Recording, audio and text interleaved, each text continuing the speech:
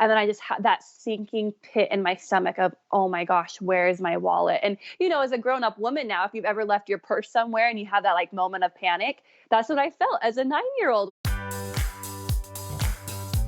You're listening to Financial Grownup with me, certified financial planner, Bobbi Rebell, author of How to Be a Financial Grownup. And you know what? Being a grownup is really hard, especially when it comes to money. But it's okay. We're going to get there together. I'm going to bring you one money story from a financial grownup, one lesson, and then my take on how you can make it your own. We got this. Hey, grownup friends. We've all left something behind and had that sinking feeling, that memory of, oh, if I could just have a do-over of that split-second decision. And it haunts us, even if it's one of our earliest childhood memories. Very relatable story coming up. But first, welcome to all. If you are not already, let us know you are here by connecting on the socials. Bobbi Rebell 1 on Instagram, Bobbi Rebell on Twitter, and DM me your feedback on the show so we can do more of what is making an impact for you. And of course, please subscribe if you're not already. Let's get to our financial grown-up for this episode, Talesha Carter, who will forever remember that day at the rodeo as a 9-year-old. She now runs Foster Vitality, which she'll tell you about, and was recently named Ms. Entrepreneur USA for 2018. Here is Talesha Carter. Hey, Talesha Carter, you're a financial grown-up. Welcome to the podcast. Thank you for having me. I'm so excited to be here. You are the force behind Foster Vitality, and you are also, fun fact, Ms. Female Entrepreneur USA, and it's for 2018, correct? Yes. Congratulations. Thank you. Tell us a little about Foster Vitality, and then just briefly explain Ms. Female Entrepreneur USA. That sounds really cool, too. Thank you. I think it's pretty awesome. So Foster Vitality is the business I created all about helping women through their emotional healing journey. And then the Miss Female Entrepreneur USA, that is a pageant, and it was created to combine the pageant world of beauty and grace and then the female business side where women get to showcase their businesses. I love that because I think it's important that we evolve things like beauty pageants and support women, celebrate our accomplishments, but the real serious business accomplishments as well. Let's get into your money story because you started young. This is going to be one of those childhood ones, and it has to do with a rodeo. You went to rodeos as a child. That's so cool. I loved it. Yes. I grew up in a small town. Rodeos were a big deal. And this particular rodeo was actually down in like Salt Lake City area. So about an hour and a half away from where I grew up. And this was like the big rigs, The big time. Yes, yes. And it was so much fun. I went there with my friend and her family. And you were how old? I was 9 years old. I was a little wee one. So cool. Okay. So this is sort of a little bit of independence that you're getting, and your parents gave you really your first taste of financial independence. And spoiler alert, you failed spectacularly. Tell us exactly what happened. What did they do? They entrusted you. They said, okay, you're a big girl. You're 9 years old. We're going to give you this responsibility. What happened? Yes. So they gave me the money. It was $50. And they told me, be very careful with this money. Please don't lose it. We're trusting you that you can be responsible with it. And, years before they had started teaching me about saving money and spending money. So I had my little buckets and everything. So I had a pretty good concept, and I'm the oldest child. And so again, they entrusted me that I could do well with it. And I was so excited that they would let me have my own money. And therefore I got to have my own wallet to keep the fancy pantsy money in. So you're all organized. You got your money in your wallet. And what were you going to spend it on? What was this money for? Yes. Oh, anything I wanted. It could be food. It could be souvenirs. It could be, little outings that we were going to do because we were also going to be going to Lagoon, which is an amusement park here in Utah. And so lots of good things that we were going to be able to use with it. And so I was there and just having so much fun. I was obsessed with the Broncos and just being able to watch the Cowboys there and, watching the bull riding, all that. I just was so entranced by it and had a lot of soda beforehand. And about midway through, as a little kid, you don't have much bladder control. And so I'm like, okay, I've got to go to the bathroom. And I remember having this distinct memory of, oh, I have to take my money with me. I can't just leave my wallet here on the bench. Then the next thought was, oh, I better take it with me because my parents said, always keep your money with you. Don't lose your money. So you were being financially responsible. That's what I thought. Yes, as a 9-year-old. And so my friend and I, we went and found the bathroom. And I remember I didn't want to put it on the gross, dirty floor. So I put it on the back of the toilet seat. I went to the bathroom, came out, washed my hands and everything. And I left it there on the toilet seat, completely forgot that it was even there.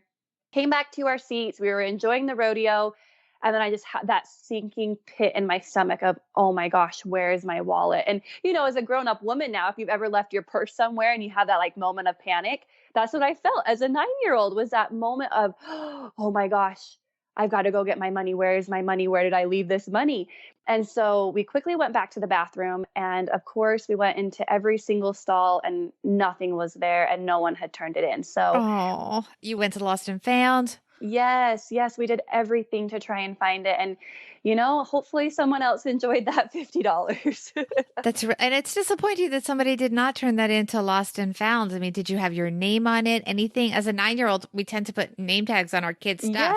Yes. I'm sure I probably did, but I don't remember how that was. But I think one of the most disappointing things is that people could be dishonest. And that was like a real big gut punch. Right, because you left it there. And I get it. That's irresponsible. Yes. It's a lesson when you're 9, but somebody also took it.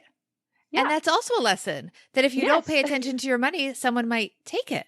Yeah. So then from there, I had to have that hard conversation and call my mom and dad and tell them, hey, I'm really sorry, but I lost your money. And, I could hear their disappointment through the phone, but my parents are so amazing and incredible. And, they just walked me through it. And, they said they were disappointed, but that they loved me and it was okay. And, we could make that money back and it wasn't earth shattering. But I think for me, the biggest thing as that 9-year-old was feeling that guilt that I had lost my parents' hard-earned money. And then as well, feeling upset that someone would take it. And then me feeling like, oh my gosh, now I'm always going to lose my money. So especially when I started my own business, that was where I started to see it come through a lot. I've always loved money, but that belief of, oh, I'm going to lose this money. So then I got really I would hold on to it. And I almost created this scarcity mindset with money of, if I don't keep it with me, or if I'm not tracking it 100% through my bank account, it's going to lose money, right? Or some hacker is going to come on and take it. And so it made me almost shift into that scarcity, greedy side of money instead of just money flows to me easily side of things. Right. And negativity about money, that money is not something that can empower you. It's something that you have to kind of hoard and protect and keep because someone else might take it from you. And that can really weigh on you. Yeah. It was a huge, that was probably one of the biggest lessons in that, is that I had to be able to let go of that fear that money was against me instead of for me. And what is the lesson for our listeners from that? Yeah. So I had to really learn how to identify my money beliefs. One of the ways I like to do that, and what I teach my coaching clients, is to start to look at the money that they have right now and ask themselves, how do they feel about it? Are you happy? Are you sad? Does this overwhelm you? Does it stress you out? And then from there, write letters to your money. Identify what your money is trying to tell you. Do you actually write letters to your money? I do. Yes. What do you say in your letters to your money? When I was first starting out, it was, why do you always leave? Why is there never enough? Why do I feel like anytime I make money, it just quickly leaves, right? Like the bills, whatever it is that you have. And so it first started out very negatively of I don't like you. Why do you always leave me? And then it has slowly shifted into, you're pretty awesome. Thank you so much for showing up in my life. This was really cool that I made $100 today by helping out a person. And now I'm going to turn around and utilize this to help my family or another family. And just writing like I would write to my best friend. That actually flows into the everyday money tip that you're going to share, because it has to do with your relationship with money and creating a more positive one. A lot of times, we do things electronically. And so I like to cash my money and put it into cash. And then I carry $100 worth of cash with me. And it's in the range from $2 bills all the way up to $100 bills, right? From there, I look at it every single day and I'll say, thank you for showing up in my life. How can I help serve another person with this money? So gratitude. Yes, so much gratitude. Tell us more about your business, Foster Vitality. So, foster vitality, like I kind of mentioned briefly in the beginning, is all about emotional healing. And so, I really like to help women who are struggling with their anxious thoughts or depression, or like we're talking about money today, their fears around spending money for themselves and the emotions that that causes. Because so many times I see women trapped in that belief of I can't spend money, I don't have time, and I'm not good enough. Where can people learn more about you and get in touch? Yes. So I'm on all of the social media sites, minus Twitter. I haven't gotten into that side yet, but you can find me on Facebook and Instagram at Talesha Carter or Foster Vitality. Great. Thank you so much. Thank you. I have loved being on here. Okay, my friends, let's do this. Financial grown-up tip number 1. Look out for your friends' money and possessions. It would be obvious for me to say, keep tabs on your own stuff when you are out and about. That goes without saying. But I'm going to share a story, and I still feel sick to my stomach about it. I was in London with a friend in college. We were at a restaurant. She went to the ladies' room, and I did not realize it, but she had left her bag somewhere. Maybe it was on the floor, the back of the chair. I wasn't really paying attention, and she hadn't said anything, but I was at the table, and her bag was somewhere. The thing is, I wasn't paying attention. And when she returned, she didn't notice anything either. But when we went to pay the bill, we noticed the bag had disappeared. I still feel bad. Someone obviously came by and swiped it while she was away, or maybe it was when we were just talking. Who knows? The point is, we weren't paying attention. We need to have each other's backs. Financial grown-up tip number 2. You probably won't get a do-over, so come up with a do next. What are you going to do next time after something goes wrong? I want you guys to give it some thought, and when you have time, please DM me and let me know how you have come back from doing something cringeworthy with your money, like leaving your wallet in the bathroom. Because, as I said at the top of the show, we all have those moments that we wish we could get a do-over on. Heads up, everyone. Financial grown-ups pay attention to the news and learn from it. Here is your shortcut. Come listen to Money in the Morning, the new podcast that I co-host with Joe Saul-Sehy of Stacking Benjamins. We take the headlines and we break them down into what you need to pay attention to. It's in all the usual places that podcasts live, so join us. Big thanks to Talesha Carter of Foster Vitality for helping us all get one step closer to being financial grown-ups.